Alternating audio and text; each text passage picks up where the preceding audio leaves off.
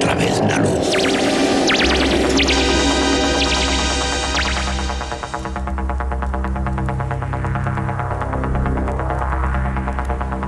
Estás entrando en el espacio en blanco. Una puerta a nuevas dimensiones de la existencia. Una nueva perspectiva sobre la realidad. Espacio en blanco.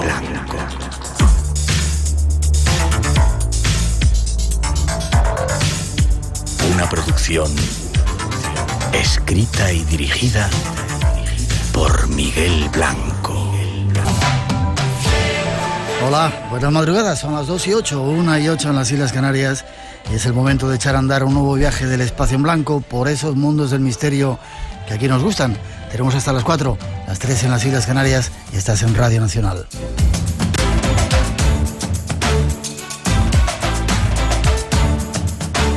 Algo que comenzamos en directo ya desde el estudio 101 de la Casa de la Radio con los saludos y la cordial bienvenida en nombre de todo el equipo que se encarga esta noche de realizar el programa, acompañados esta noche por Paco Bermúdez y María José Cascante, que controlan nuestro mágico sonido. Tenemos muchos temas esperando esta noche, hay muchos misterios a los que hoy queremos pasar revista y para daros una pista, ahí va una introducción que ofrecen nuestros compañeros.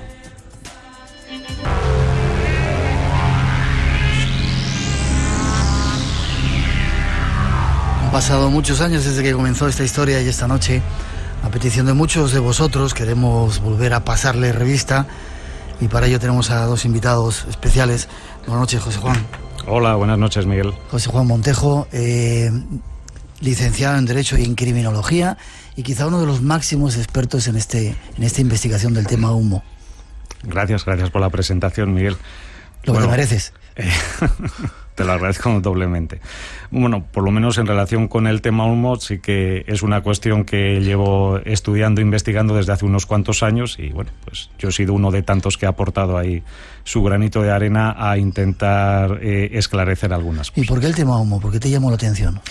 Bueno, pues eso me llamó la atención desde que era muy jovencito, en la época de adolescente, porque en cierta ocasión cayó en mis manos un libro que, bueno, ya habéis mencionado en la entrada. El caso perfecto. Un caso perfecto en ese caso, Antonio Rivera, por ¿no? Antonio Rivera y Rafael Farriols, un personaje, bueno, ambos muy importantes en el desarrollo de esta cuestión. Y aquello a mí me llamó tanto la atención porque se presentaban dos sucesos o avistamientos ovni en las proximidades de Madrid, de mi ciudad, tanto entonces como ahora. Y claro, con una serie de circunstancias, de testimonios múltiples, de huellas físicas, hasta de fotografías, ¿no? del ovni que en el segundo de los casos, en el de San José de Valderas, se habría fotografiado y todo ello pues se presentaba como un expediente o un dossier, pues la verdad importante, impresionante, ¿no? Y para alguien aficionado a estas cuestiones de la posibilidad de existencia de vida extraterrestre y del fenómeno ovni, que ya me llamaba a mí la atención como para pasar de mero espectador de programas de radio o de televisión o lector de libros o revistas, como para ver o investigar por mí mismo si algo de lo que había leído, en concreto en este libro, era cierto o no, pues se me presentaba una oportunidad no de irme a investigar o a estudiar un caso ocurrido en otro país o a un montón de kilómetros de mi ciudad, sino en mi propia ciudad. Ya, y eso, por eso te metiste, ¿no?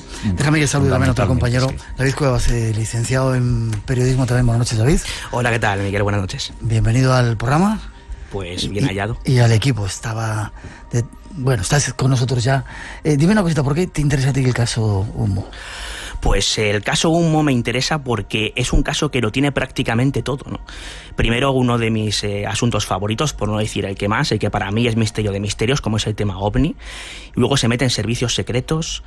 Hay una serie de ramificaciones que yo creo que unen el tema humo con la sociología, que yo creo que quizás es lo más interesante. Es decir, es un compendio de cosas que, bueno, empezaron, como bien decías, en los años 60 y aún prácticamente, aunque haya gente que no lo sepa, aún continúan. Por eso quizá hemos vuelto a retomar el tema. Saludar a unos amigos que han venido a vernos. Gracias por estar por aquí con nosotros. Nos vamos a dar datos del tema humo. Hay mucha gente joven que se ha metido en estos temas que no lo conoce. Y yo, que lo viví desde el principio, tengo tan mala memoria que tengo que recordar un montón de cosas extrañas que ahí sucedieron. Esta es parte de la historia.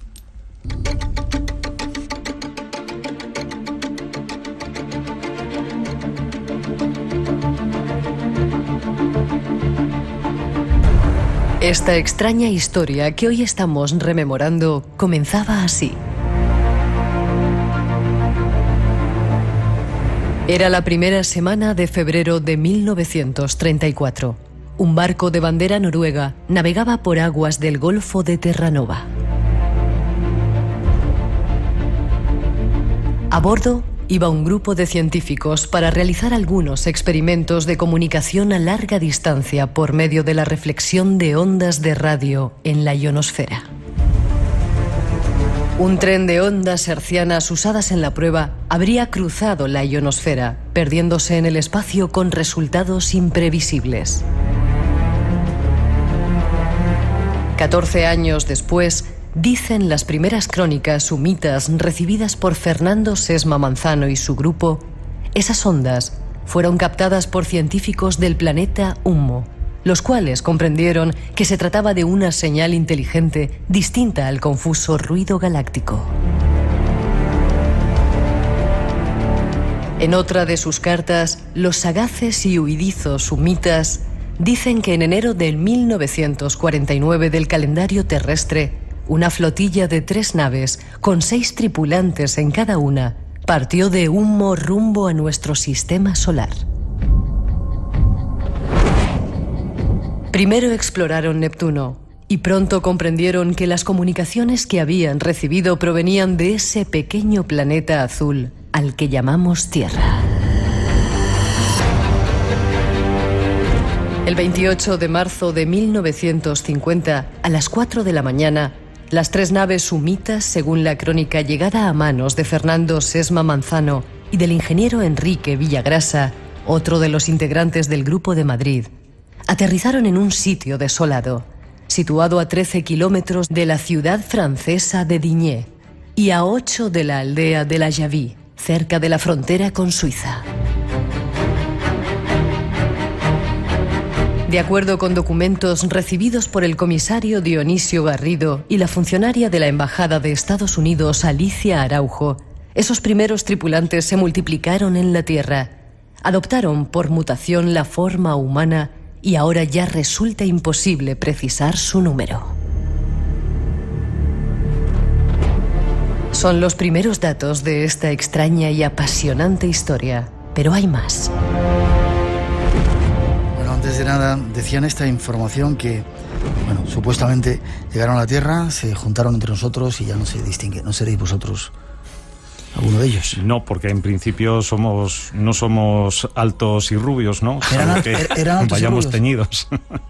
Sí, en aquellas cartas se describía, claro, la tipología física o la anatomía de estos extraterrestres de Ummo y se decía que correspondían al tipo nórdico. Entonces ellos, pues si respondían a ese tipo, pues corresponderían a los altos rubios que podrían hacerse pasar o confundirse con escandinavos, con daneses o incluso con alemanes o noruegos, ¿no? ¿Estabas de acuerdo con esta parte de la historia que hemos contado? Sí. Un barco primero que sale, perfectamente, impecable. Así es como reconstruido muy bien. Sí. ¿Cuándo llegan los primeros datos aquí a España? ¿O cuándo se empieza a hablar de ello? Pues mira, se empieza a hablar de ello en enero-febrero de 1966. Es decir, 16 años después, por tanto, de la teórica primera llegada o primer aterrizaje de los ummitas en Francia, pues tal y como habéis dicho. ¿Quién es el que comienza a hablar, a tener los primeros datos de esta historia?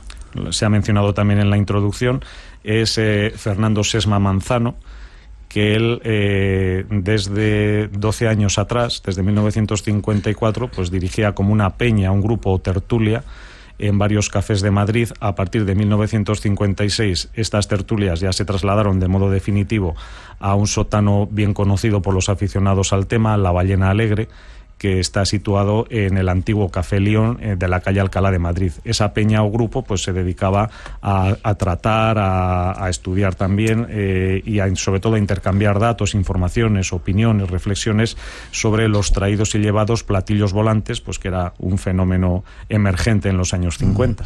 Tenemos, gracias a vosotros, al trabajo de David y tuyo, algunos testimonios y algunas voces. Vamos a escuchar al propio Fernando Sesma hablando acerca de esos supuestos seres seres y lo que iban a hacer. Aparte de este ruido, de esta especie de descrédito que puede producir el aceptar estas tonterías, conviene que subraye una cosa. El hombre del espacio, yo no voy a decir que está ni que no está, porque eso es utilizar una lógica de dos dimensiones muy pobre que tenemos nosotros los seres humanos. Habría que hablar largo y tendido de algo verdaderamente maravilloso, que es su lógica de 4 dimensiones o tetralógica. A ellos les interesa mucho, y a nosotros mucho más que a ellos, el que la humanidad se vaya preparando a marchas forzosas, pero sin violencias, para la posibilidad de un encuentro. En este proceso de preparación, en este bombardeo ligerísimo, en esta aurora que se está preparando para llegar a un día que siempre he dicho, cuando dicen es que he dicho 1972, es que he dicho 1970, es que no hay un día, no hay una hora H, porque estos señores no son exhibicionistas, no son violentos, es decir, que el proceso ha empezado desde bastante tiempo. Fernando Sesma nos animaba a estar preparados. Unos cuantos datos de dónde provenía esta gente. Planeta Humo, ¿dónde está? ¿Dónde estaba, según decían ellos? Sí, pues efectivamente estaría situado a 14,4, según otras versiones, 14,6 años luz de la Tierra. De ahí en la introducción que al haberse perdido, ¿no?, aquel tren de ondas de ese barco noruego por el espacio, pues tardará a la velocidad de la luz llegar a Unmo, ¿no? Pues esos 14 años, ¿no? Se decía también en esas informaciones que ese planeta Unmo orbitaría una estrella que en las informaciones unmitas se llamaba Yunma, y que estos mismos escritores o autores de los informes identificaron con una estrella de los catálogos terrestres llamada Wolf 424. Entonces sería de ahí, de un planeta de la estrella Wolf 424, de donde procedería. ¿Wolf existe? Sí, claro que existe. Vale, ¿cómo eran? ¿Altos rubios, decías? Exactamente, respondían a ese tipo, digamos, tipo racial, por decirlo así. Lo que ocurre que, bueno, eso les facilitaba, claro, el infiltrarse y el pasar de un modo u otro desapercibidos entre la población terrestre, pero no obstante había unas leves diferencias anatómicas, y que era lo que luego además sirvió, pues bueno, para dar carta de naturaleza a algunas de las características curiosas de esta cuestión. Una muy simple: ellos afirmaban que en las yemas de los dedos las tenían hipersensibles, y que eso les impedía realizar esfuerzos tan naturales para cualquiera de nosotros como pulsar un timbre o apretar el botón de un ascensor, o incluso pues teclear o apretar las teclas de una máquina de escribir, que era justamente cómo se mecanografiaban o se redactaban los informes de Unmo, pero que no lo hacían ellos o no lo harían ellos directamente, sino a través de empleados terrestres que contrataban o convencían, previo pago, claro, para que les prestaran esos servicios. Ya. En esos luego vamos a analizar la segunda parte, algunos de los mensajes que mandaron, pero tenían una organización muy estructurada. Había un dios, ¿no? ¿Cómo se llamaba el dios del planeta? Se llamaba, bueno, era una figura análoga, ¿no?, a un tipo de abstracto de deidad terrestre. Se llamaba Boa, con W, ¿no?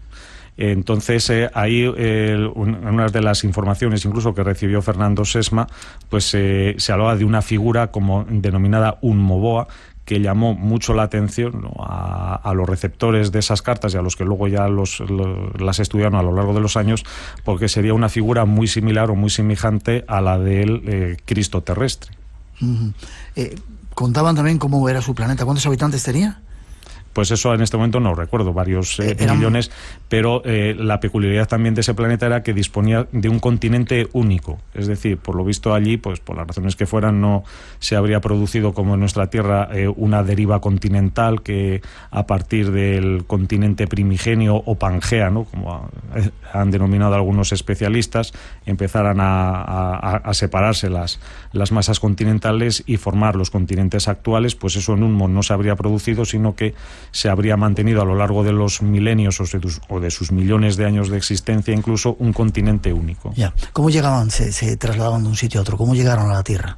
Pues llegaron a través de sus astronaves o naves espaciales, que también, bueno, decir que toda la correspondencia y literatura unmita pues ha generado también un vocabulario propio. Es decir, que aunque estos informes sobre todo estaban escritos en español, pero en muchos de ellos pues se apuntaba algún significado propio o específico en unmita, ¿no? Las naves unmitas, por tanto, se llamaban Oabolea, Hueva, Huem, ¿no? Son una expresión así como muy, muy sonora, y esos viajes pues los hacían a través de lo que ellos llamaban una especie de atajos o pliegues espaciotemporales. Es decir, que se formarían en unas condiciones que ellos tenían más o menos bien estudiadas, pues una serie de pasillos a través del espacio-tiempo que les permitirían pues viajar al margen de las distancias normales o lineales en años luz. De hecho, ellos comentaban que aunque un modo de la Tierra estaba separado, pues esos 14 y poco años luz que he mencionado antes, pues que ellos tardaban nada más que unos cuantos meses en realizar ese viaje. ¿Cuántas naves se mandaron la primera vez? Tres naves, como habéis dicho. 3 naves con 6 cada uno de ellos. Es decir, 18 hubieran llegado a la Tierra la primera vez. En marzo de 1950, como habéis dicho, sí. Ya, una historia apasionante, tiene todos los ingredientes, ¿eh? Sin duda. 2:25. Hemos dado los primeros datos, 1:25 en las Islas Canarias. Queremos daros todavía, aportar alguno más y luego tratar de sacar conclusiones.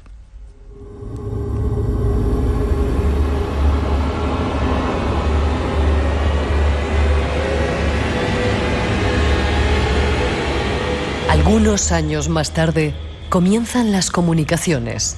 Extraños escritos recibidos por diferentes personas en nuestro país. Los escritos, que al principio eran firmados por Dei 98, hijo de Dei 97, comienzan a ser rubricados por un supuesto gobierno general de Humo, circunstancia que se repetirá invariablemente hasta las comunicaciones más recientes. El 27 de mayo de 1967, una carta humita anunció a varios estudiosos españoles la llegada de alguna de sus naves.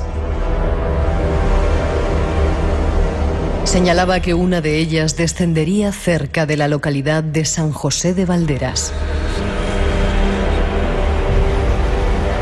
Pocos días después de la fecha señalada, un periódico español difundió varias fotografías tomadas por un aficionado anónimo que las hizo llegar a la redacción.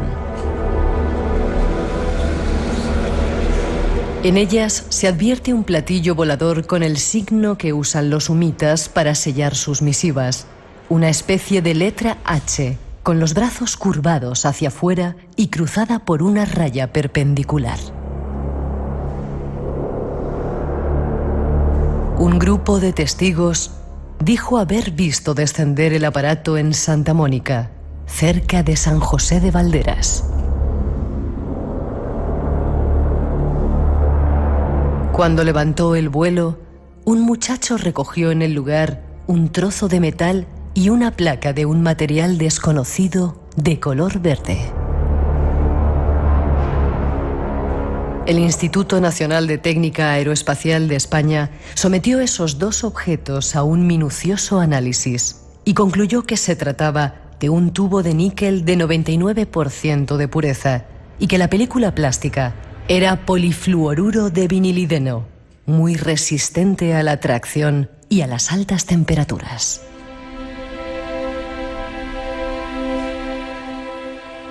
Eran, sin duda, materiales aeronáuticos. Más datos para el análisis de esta extraña historia. Extraña historia que está suscitando multitud de preguntas. Os pedimos disculpas, esta noche no podemos atender los teléfonos. Sí estamos atendiendo algunos de los muros que tenemos por ahí. Espera, voy por partes. Empezaron a llegar las misivas. Las cartas. ¿A quién le llegó la primera? A Fernando Sesma. ¿Sí? Y sucesivamente pues, a otros de sus compañeros de tertulia en La Ballena Alegre. Se ha mencionado también antes al ingeniero Enrique Villagrasa, el comisario de policía Dionisio Garrido. También otras personas que la recibieron eran una señora que trabajaba en la embajada norteamericana de Madrid en aquella época, Alicia Araujo, Y esos 4 que he mencionado pues fueron los principales receptores de la correspondencia unmita pues en el primer año y medio, ¿no? Desde enero de 1966 hasta junio de 1967, que es cuando ocurre pues todo el asunto del avistamiento de San José de Valderas. Llegaremos a ello. Solamente se mandaban cartas en España, ¿no había otra gente en otras partes del mundo? Sí, en esas cartas que se recibían en ese margen de tiempo se hablaba de que existían grupos o redes similares de corresponsales de esa información en otros países. Se hablaba, por ejemplo, pues de Canadá, de Australia, y luego incluso uno de los receptores de esta correspondencia, Enrique Villagrasa, intentó comprobar si había algo de cierto ahí. Y él, pues bueno, mandó una serie de cartas a grupos ufológicos de esos 2 países. De Australia no recibió ninguna respuesta relevante, pero de Canadá sí recibió una en la que alguien, pero que tampoco se identificaba con nombre y apellidos, pero él se presentaba como una persona que pertenecía a un grupo de Montreal, concretamente, pues que era como el de la ballena alegre, ¿no? Que se reunían para tratar de estas cuestiones y que en un momento dado el director o el líder o el presidente de ese grupo, que era un experto, si mal no recuerdo, en astrofísica, se le decía en esa carta recibida por Enrique Villagrasa, pues empezó a recibir cartas de los que llamaba Unmoman, ¿no? Como hombre de Unmo en inglés. Ya. Es curioso porque las cartas no llegaban de un solo destino, sino que aquí en España, ¿no? Llegaban de diferentes lugares, ¿no? Sí, bueno, sobre eso también se ha dicho mucho. Pero bien es verdad que la mayor parte de las cartas de Unmo pues venían, eso sí, a través del correo ordinario, es decir, que alguien pues se preocupaba de echarlas al buzón de correos y de esa manera pues llegaba por la vía postal normal a sus destinatarios. Pero la mayor parte de ellas procedían de España y en concreto de Madrid, pero bueno, sí es cierto que algunas de ellas venían de otras ciudades y de otros países. Por ejemplo, se ha hablado de un posible grupo en Australia, pues algunas cartas venían con esa procedencia, es decir, con remite de Australia, con lo cual, pues por lo menos sí parece que alguien se tenía que preocupar de enviarlas por correo desde Australia, bueno, lo cual podría a lo mejor explicarse de muchas maneras, o falsificar el matasellos incluso, pero bueno. Vamos con los símbolos. Lo decíamos en esta introducción y algunos oyentes en el Facebook nos están preguntando si ese símbolo famoso, esa H de Unmo, ya se había visto o utilizado en otras avistamientos, o es algo original de los habitantes de este supuesto planeta Humo. Vamos a ver, el H famoso. Por partes ahí. Antes de cuando se habló por primera vez de avistamientos de ovnis con ese emblema o con esa H, que es tanto el de San José de Valderas como uno anterior, ocurrido también en Madrid en febrero de 1966 por el barrio de Aluche, pues antes de esas fechas en la literatura ufológica, pues que yo sepa, al menos no se recoge ningún caso de avistamiento con esa peculiaridad, con ese emblema. Otra cosa es que con posterioridad a esos años, es decir, a través de investigaciones realizadas muchos años después, pues se haya dicho que también existen casos de avistamientos o de ovnis con ese emblema anteriores a 1966, pero que, por desgracia también, cabe decir, nunca se divulgaron ni fueron publicados antes del 66, sino después. Hablan también nuestros oyentes, que era otra pregunta que nosotros teníamos, años después, o por esa fecha, nosotros tuvimos la oportunidad de conectar con nuestro corresponsal, estábamos en Radio Nacional en Moscú, y nos contaba el famoso caso del ovni de Voronev, un ovni que aparece en una ciudad, lo ven unos niños, sale un robot, y tenía curiosamente ese símbolo también. Qué extraño, ¿no? Efectivamente. O qué similitud, ¿no? Lo tenía en el fuselaje, bueno, bien es verdad que lo tenía en una parte del ovni distinta de donde figuraba ese símbolo, tanto en los casos de Aluche como de San José de Valderas, que era en la parte inferior, ¿no? O en la panza de los dos ovnis. En el caso de Voronev, si mal no recuerdo, estaba en un lateral, pero bueno, con independencia de la ubicación, pues es un dato importante. Entonces, decir aquí que, bueno, me has dicho antes que sí, el símbolo de Unmo había aparecido en otros ovnis con anterioridad y tal, bueno, he dado mi explicación, pero lo que sí ocurre es que el símbolo de Unmo, donde sí aparece, y mucho antes, es en otros contextos. Entonces, ¿por ejemplo? Aparece, por ejemplo, pues como ya desde algunos siglos antes, ¿no? Pues como el símbolo alquímico astrológico del planeta Urano. Bueno, aquí hay una leve diferencia, me parece que en el eje vertical central tiene como un circulito debajo, pero bueno, el resto de la estructura pues es idéntica. Y puesto que hablamos de Rusia, pues en su alfabeto cirílico hay una letra, si no me equivoco es la Z, que se representa exactamente igual o muy parecido también al emblema unita. Entonces, pues quizá una posible explicación de por qué apareció ese signo o ese emblema en el fuselaje del ovni de Voronezh, pues a lo mejor podía ser porque alguien lo asoció o bueno, se inspiró en una letra que en el contexto cultural de la antigua Unión Soviética pues estaba claro, puesto que era una letra de su propio alfabeto. Ya. 2:34, 1:34 en las Islas Canarias. Tenemos que hacer una mínima pausa y luego escuchamos algunas voces de esos supuestos humitas y algunas, una muy conocida y otras que no se han escuchado nunca gracias a nuestros dos invitados. Este fin de semana... Comer y cantar con María Torres. Bueno, la verdad que es una carne, lo primero, económica, muy sabrosa, fácil de cocinar. Conejo a la miel. Bueno, ya hemos puesto las lentejas desde la víspera a remojar. Y lentejas a la canela con rabo de toro. Comer y cantar, los fines de semana a la 1 de la tarde en Radio Nacional. Las recetas en rtve.es.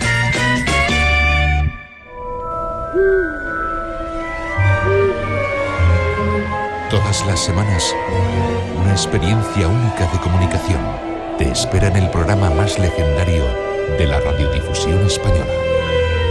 Espacio en Blanco. Radio Nacional, con Miguel Blanco. Esta noche pasando revista a uno de los casos más apasionantes e increíbles que tienen que ver con los extraterrestres. Otra pregunta más antes de empezar a escuchar ya esa voz de los humitas.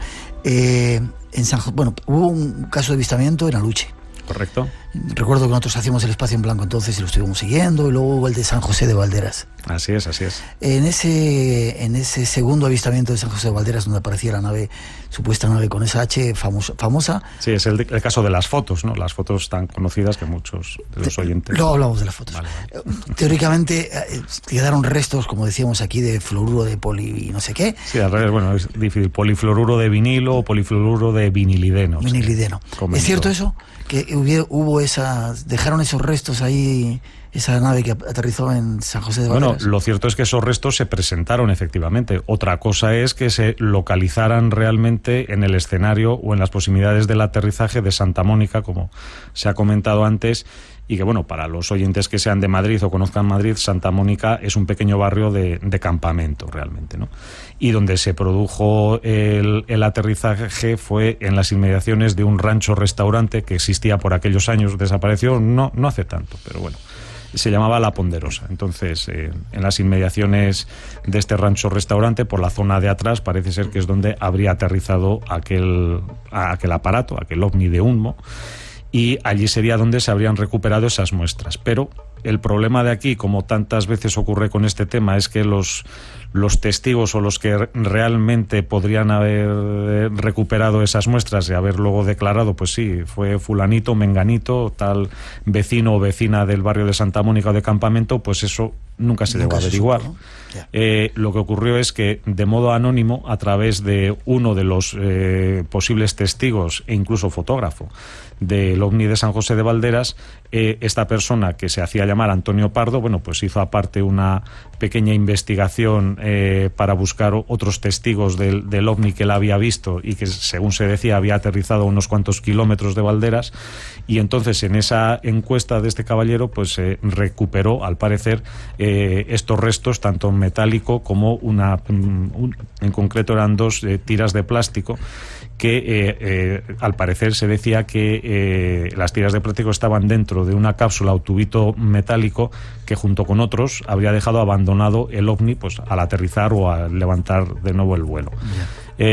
Como digo, los restos sí que existieron. Se hicieron llegar a un investigador de Barcelona muy conocido en aquellos años, Marius Lleguet, ¿no? Uno de los mayores expertos y divulgadores del planeta Marte. Marius Lleguet, bueno, pues aquella historia no le debió de cuadrar demasiado, no le interesó mucho y se lo pasó todo el material que había recibido a sus buenos amigos Antonio Rivera y Rafael Farriols. Entonces ellos fueron los que se encargaron de la investigación. En el caso de Farriols, como él tenía parentesco, puesto que era sobrino de quien en esa época, 1967-1968, presidía el INTA, y que era el general Rafael Calvo Rodés, pues eso facilitó muy mucho que se estudiaran esos restos y, como se ha dicho en la introducción, pues efectivamente se llegó a la conclusión no de que era nada de tecnología extraterrestre o alienígena, pero sí con unos matices que apuntarían hacia un origen norteamericano y sobre todo en el caso del plástico, ese polímero, ¿no?, que sería polifluoruro de vinilo o de vinilideno, parece ser que en aquella época no estaría comercializado todavía en España y que solo se utilizaría de un modo muy restringido, pues por ejemplo en las misiones de la NASA del proyecto Apolo. O sea que era aeroespacial, como decíamos antes. Sí, el plástico al menos sí. Vamos al tema de la fotografía. Curiosamente esa fotografía se veía por muchos sitios, ha circulado el OVNI. Años después, Manuel Caraballal y yo hicimos la prueba para tratar de demostrar que esa fotografía podía ser falsa. Cogimos una maqueta, se ve mi mano por allí, no lo hicimos con mala intención, pero te contaba antes que cuando pasábamos por ahí la gente nos insultaba. Sí, los vecinos se enfadaban un tanto. ¿Cómo se enfadaban con nosotros? Sí. Nos decían de todo menos bonito, pero hicimos esa fotografía, ¿no? Y es muy curiosa, yo he comparado las dos fotografías, la que hizo Manuel Caraballal con mi mano por ahí y la maqueta y la otra, y se parecen mucho, ¿eh? Sí, pero bueno, alguien podría decir que el hecho de que se parezcan no significa que se hicieran o se elaboraran de la misma manera. Nosotros no tratábamos de demostrar nada, sino bueno, de ver cómo podía ser. Déjame que empezamos a escuchar esa famosa voz de Lumita, porque no solamente había cartas, sino que empezaron con llamadas telefónicas. Exactamente. Vamos a escucharla. Me ha dicho usted últimamente que no formulen, desde luego yo les voy a transmitir los saludos a todos los hermanos que estamos aquí reunidos, efectivamente. Pero ¿me ha dicho usted alguna cosa más? No formulen. Perdón, no formulen, no entiendo la palabra siguiente. No formulen preguntas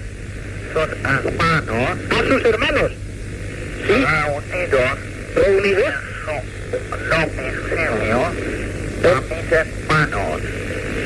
Sí. Ah, bien, de acuerdo, o sea, no desean que formulemos preguntas a sus hermanos. Suplicamos perdón. Sí. Suplicamos perdón. Sí. Señor. Sí, solicitan perdón. Deshonesto. Sí. Comunicación. Sí. Señor. Sí. Deshonesto.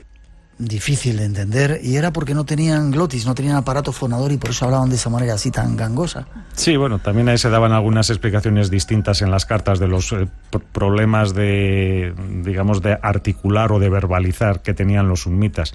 Se llegaba a decir que sí, que ellos padecerían algún tipo de disfunción o de problema pues en la glotis o en la epiglotis. Parece que no son exactamente lo mismo, con lo cual las explicaciones ahí diferían un poco, pero bueno, la conclusión sería que ellos, para poder articular mejor la voz, necesitaban pues colocarse como algún tipo de aparato, de laringófono o de amplificador en la garganta que les permitiera pues elevar un poco ese tono de voz. Ya.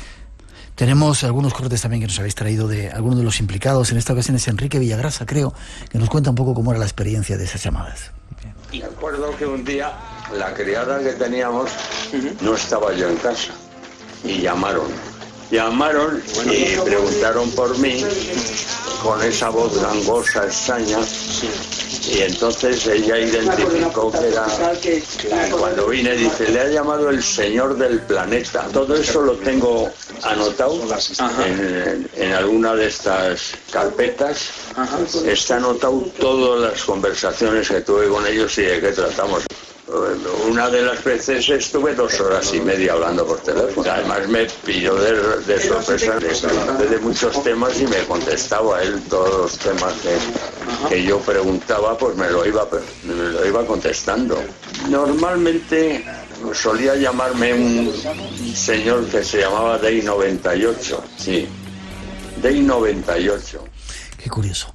Llamadas, informes de muchos tipos, informes técnicos que para mucha gente nos llegó uno cuando hacíamos el programa de redacción que hablaba de una fotografía tridimensional, cuando aquí no teníamos ni idea de lo que era la fotografía tridimensional, ¿no? Supuestamente aportado por estos seres extraterrestres como una prueba de su alta tecnología, ¿no?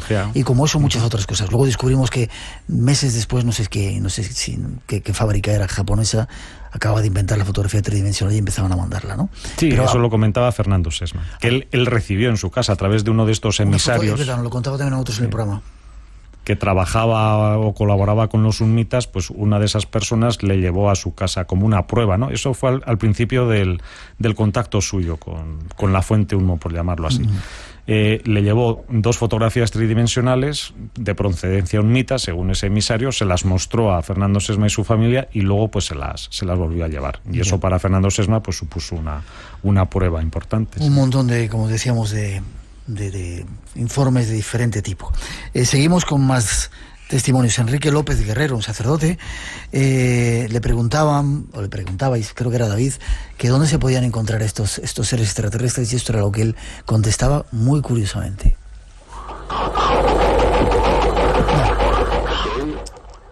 Espera, vamos a dejarla de todas formas. ¿Ponemos la de Enrique? Sí, nuestros compañeros buscan esa. Pues la respuesta es muy sencilla. No lo sé. Desde luego, seguro que en su planeta. Ahora, por aquí es probable que ya no estén. No digo que no sea seguro, porque es que en todo el tiempo que llevan examinándonos, pues todas las cosas que podían interesarles de nuestra civilización, de nuestra tecnología, y a ellos sobre todo lo que más interés tenían de nosotros era nuestras artes del espíritu, como ellos le llamaban, en donde nos consideraban muy superiores a ellos. Es decir, pintura, escultura, arquitectura, música, literatura. Ellos se quedaban embelesados ante nuestras obras de arte. Y nos dicen, casi medio en broma, medio en serio en sus informes, ¿no? Si tienen alguna probabilidad de encontrarnos en algún sitio, visiten vuestras hemerotecas, museos y los conciertos, que allí nos pueden encontrar. Qué bonito esto que decía, ¿no? Sí, sí. Que el ser humano realmente tenía entrañable, sí, cosas para aprender. Aquí está toda la historia desarrollada y sin embargo en un momento determinado surge alguien o se empiezan a tener algunas dudas. ¿Fue un fraude toda esta historia? Pues es la gran pregunta. Un fraude, un montaje, un experimento sociológico, como se ha dicho, un ensayo realizado o promovido por servicios secretos españoles, extranjeros, anglosajones en concreto, pues quién lo sabe. Realmente, hombre, en los primeros años de divulgación del tema ya empezaron a alzarse unas cuantas voces críticas. Y esas voces críticas, claro, se fijaron en lo que en aquellos momentos se presentaba como principal evidencia, ¿no?, de la existencia de Unmo como un planeta habitado a esos 14 años luz, y que realmente este tema podía tener un origen extraterrestre, y que era pues el caso perfecto que nos hemos referido antes.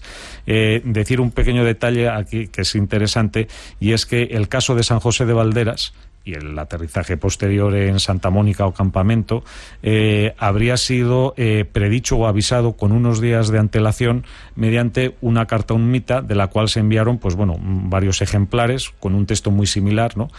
Algunos de estos corresponsales, pues prácticamente la mayoría de los que hemos comentado que empezaron a recibir esas cartas. Uno fue Fernando Sesma, otro Enrique Villagrasa, otra fue Alicia Araujo, y creo que hasta hubo una cuarta carta de estas avisando del caso de Valderas a Dionisio Garrido. Antes de que aterrizara ese supuesto ovni, ¿no? Sí, y antes de que se publicase la noticia en la prensa de Madrid, efectivamente. Entonces, claro, eso establecía un vínculo directo, claro está, entre esa, que era una más de las cartas unmitas que se venían recibiendo, y la confirmación, por lo menos en lo que se refería a la predicción hecha en cuanto a España, ya que se hablaba de otros dos países, pero bueno, eran Brasil y Bolivia, y ahí la posible verificación o comprobación de si coincidía que en las fechas que se decía se veía o no se veía un ovni con el emblema unmita eran más difíciles, pero en el caso de Madrid era más fácil, ¿no? Y tan fácil fue como que ya los contertulios de la Ballena Alegre, los que habían recibido las cartas, y a quienes se había leído una de esas cartas la noche, si no recuerdo mal, del 30 de mayo del año 67, no necesitaron buscar más a partir del momento en que se publicó en un periódico de Madrid, en el diario Informaciones, en su portada nada menos, pues 2 de las fotografías de San José de Valderas. Ya. ¿Eso qué probaba? Pues eso probaba que esa predicción había tenido efecto, había sido un éxito, y que por tanto, pues si los summitas decían o habían avisado que se iban a aparecer varios ovnis y uno de ellos se había confirmado que era real, pues entonces aquello como que ya se presentaba como una evidencia bastante considerable de que ahí podía haber bastante de cierto. Se presentaba no solo una evidencia testimonial o testifical de pues los varios testigos tanto en Valderas como en Santa Mónica que afirmaban haberlo visto, sino sobre todo esa prueba gráfica. Entonces decía yo antes que se alzaron unas primeras voces críticas que se fijaron en la idoneidad o en las características de estas fotografías, y entonces pues ya empezaron a hacer sus estudios, sus análisis, un poco, con una línea distinta de los autores de Un caso perfecto, y esas primeras voces discordantes pues ya apuntaron que aquellas fotografías desde luego no eran tan seguras ni tan veraces como se había afirmado, sino que al contrario había elementos bastante consistentes para considerar o sospechar que se trataba de un mero montaje o trucaje fotográfico efectuado a partir pues de juntar o de pegar dos platos de plástico por sus bordes, pintar o adherir o pegar con pegamento, me es igual, el símbolo de un... Nosotros lo hicimos mucho mejor, pero bueno. Sí. Pero imitando la posible serie original, ¿no? De cómo se podía haber hecho. Estoy mirando el tiempo, tenemos que hacerlo más sintético si podemos. Vale. ¿Sí o no? La gente que está por ahí escuchando están como locos diciendo que nos diga si es cierto o no es cierto. Espera un segundito. Llegó un personaje que había que sumar a esta historia, José Luis Jordán Peña, un psicólogo, que en un momento determinado admitió que había sido él el que había hecho todo este montaje. Claro, creo que fue eso no fue como de la noche a la mañana. Quiero decir, señalar simplemente que Jordán Peña era una persona que desde el principio de este tema en España, pues él estaba involucrado en el asunto, en el sentido de que él había sido el testigo principal, no del caso de Valderas, pero sí del caso de Aluche, ese que también había ocurrido en febrero del año 66, pues él se presentó como testigo principal de ese hecho. Él se incorporó de un modo aparentemente independiente y como curioso también a las tertulias de la Ballena Alegre, y fue pues uno más de aquellas tertulias. Incluso hubo un momento en que llegó a disputar el liderazgo de aquellas reuniones a Fernando Sesma. A lo largo de los años, pues bueno, se fueron descubriendo otras actividades poco claras, ¿no?, de José Luis Jordán en relación con este tema. Pues un simple ejemplo, y volviendo al caso de Aluche, este descansaba en dos testigos importantes o principales, que eran el propio Jordán y otro que se llama Vicente Ortuño. Así aparecía pues en la literatura clásica. En Un caso perfecto pues se recogen los nombres de los dos perfectamente, y lo que ellos aseguraban era que con anterioridad a aquel suceso pues ellos no se conocían, no tenían ninguna relación, amistad ni nada, y eso claro pues apuntaba o apoyaba la idea de que bueno, por lo menos no existía la posibilidad de que lo hubieran preparado con antelación, ¿no?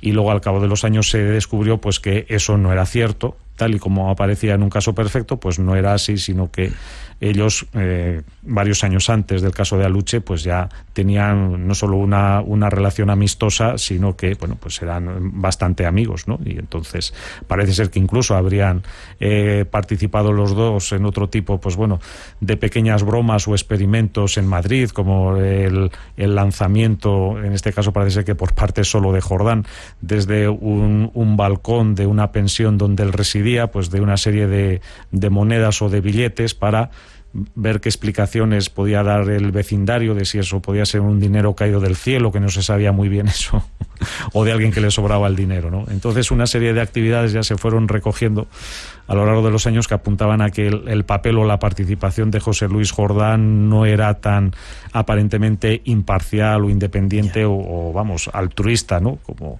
podía ser la de otros de los personajes que vivieron ese tema, ¿no? Y ese caso perfecto comienza a tambalearse, a resquebrajarse. Los últimos minutos con algunos testimonios que tenemos todavía por ahí.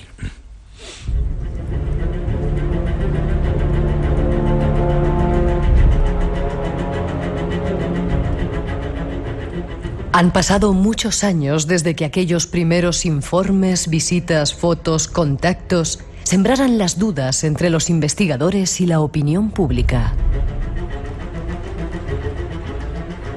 Muchos creen que el caso perfecto ya está resuelto.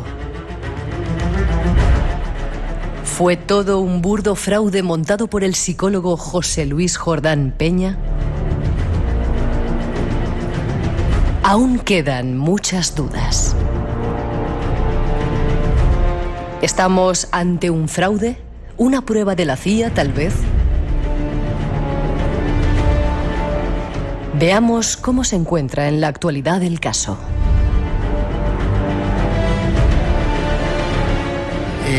¿Cómo se encuentra el caso? Vosotros, David, recientemente habéis entrevistado, creo que hace 4 meses, a José Luis Jordán Peña, ¿no? Efectivamente, es la segunda vez y además con la inestimable compañía de José Juan Montejo, que tenemos la ocasión de hablar con él, ¿no? Y son muchísimas las preguntas que se le plantean y la verdad es que cada vez más contradictorias las respuestas que él nos da a cada una de nuestras preguntas, con lo cual es un tipo cuyas conclusiones o cuyas teorías son cuando menos cuestionables, ¿no? Debido principalmente a este hecho, y nos comentaba muchas cosas, ¿no? Algunas de las cuales, bueno, pues yo creo que vamos a escuchar ahora un pequeño corte en el que él explica, habla de una serie de núcleos. Bueno, él ya evidentemente se sigue reconociendo, eso no varía, como el autor. Incluso ella habla en muchas ocasiones de autor único en varias tandas del caso, aunque también reconoce que ha tenido ayuda. En algunas ocasiones incluso ha dicho tener ayuda de los servicios secretos. Lo va cambiando, digamos, que la procedencia de esos servicios secretos en función de quién le entreviste o con qué frecuencia de tiempo. Pero es un personaje, desde luego, la mar de extraño, Jordán Peña. Un pequeño dato para que os hagáis una idea de quién estamos hablando. Una de las cartas, no sé si se puede atribuir a él o no la autoría, pero desde luego entra dentro del perfil de lo que él siempre habla como experimento sociológico. Él envía carta a una serie de remitentes diciendo que hay una suerte de hecatombe nuclear cercana y que por tanto va a tener que elegir solamente a una o dos personas de confianza. Inequívocamente o independientemente de las personas que ellos aprecien o que quieran salvar de esa hecatombe, tiene que ser una o dos personas. La explicación que tenía esta carta era que, bueno, pues digamos que ateniéndonos a esos supuestos experimentos sociológicos, quería comprobar cómo reaccionaba la persona que recibió una carta como esa y en la cual creía a pies juntillas. Era un tipo que le gustaba mucho hacer experimentos sociológicos. Escuchemos mínimamente su testimonio y dejamos las voces de esos extraterrestres, supuestos extraterrestres, para después. Vamos a escucharle. En mis informes de humo encontraréis verdaderas realidades. Las falsedades que hay en humo. ¿Cómo escribí humo? Escribí humo con parte de los conceptos, son cualquiera estudioso las sabe, y algunas son imaginativas. Vamos a llamar núcleos, les llamo núcleos. Núcleos A, núcleo B y núcleo C. Núcleo C hace mucho tiempo que lo he dicho, la falacia. Los núcleos eran para informarnos una cosa importante. Qué curioso, esta música anuncia que casi tenemos que marcharnos. La voz que tiene es porque sufrió tuvo un ataque hemipléjico en 1988. Ya, y por eso se quedó así. Hasta ahora, la conclusión que sacamos es que el único responsable de la historia de humo era José Luis Jordán Peña. O el principal, cuando menos. Que había inventado, ¿no? En 30 segundos, cuando nosotros seguíamos esta historia en aquel tiempo, nos llegó esa noticia también. Incluso Jordán Peña confesó a Manuel Carballal y a mí que había sido él, ¿no? Pero nos parecía un trabajo ingente para una sola persona, la gran cantidad de informes y todo eso. ¿No crees que debe de haber algo más detrás? Sí, por lo menos más personas aparte de José Luis Jordán Peña. Eso sin duda, eso sí lo creo yo también. Y aparte de los pocos que han secundado o que le han secundado en esas afirmaciones. Yo creo que hay otras personas implicadas y cuya identidad pues todavía no ha salido a la luz. Sin embargo, David, en 10 segundos el tema humo continúa todavía. Decías que no ha muerto, ¿no? Sigue habiendo informes. Prueba de ello es que seguimos entrevistando incansablemente, aunque se contradiga mucho, a José Luis Jordán Peña, y esperamos volver no solamente a él, sino a otros tantos testigos de aquella época que aún siguen vivos y que nos cuenten precisamente sus impresiones de lo que, bueno, pues en su día era extraterrestre y aún hoy, según muchos de ellos, sigue siéndolo, independientemente de lo que diga José Luis. Tenemos que hacer una mínima pausa. Llegan las noticias de las 3, ahí están nuestros compañeros para ponernos al tanto de toda la información nacional e internacional, no sé si extraterrestre, pero nosotros volvemos con voces supuestas voces extraterrestres aquí en el Espacio en Blanco. espacioenblanco@rtv.es en nuestro email, y el muro de Facebook esta noche muy activo. No podemos atender las llamadas hoy, os pedimos disculpas, no os vayáis. Está esperando también otro invitado que nos va a hablar de los sueños, ese tema increíble y la relación que tiene con la medicina china. Y yo le quiero preguntar qué ocurre o qué significa cuando se te caen los dientes, que es un sueño muy recurrente que tiene mucha gente. No os vayáis, tenemos mucho que contaros. Este es el Espacio en Blanco aquí en Radio Nacional.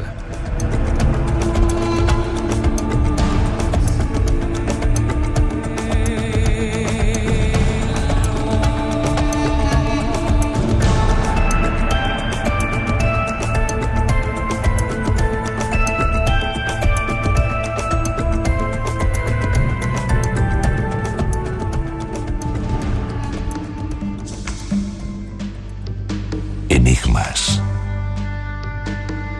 misterios, imaginación. Espacio en Blanco en Radio Nacional.